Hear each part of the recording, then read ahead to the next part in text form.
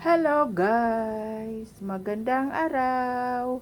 Ayan po yung ulam ko today. Nagpunta po ako ng palengke, yung talipapang palengke lang dito. Sa halagang 200, yan lang po yung nabili ko.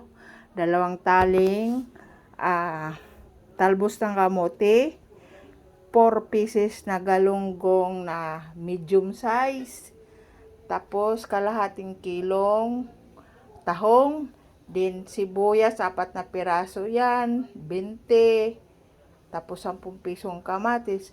200 na agad. OMG, iba na talaga ngayon ang buhay natin, no? Kaya, yan lang, tipid-tipid lang. 2 taong kakain yan. Kami lang ng partner ko. Ulam namin ngayong lunch hanggang mamayang hapon. Worth of 200. Hindi mo pa yan kasali yung gaas mo, yung pagod mo, yung mga asin na ilalagay, di ba? Maraming salamat. Yun lang. Share ko lang.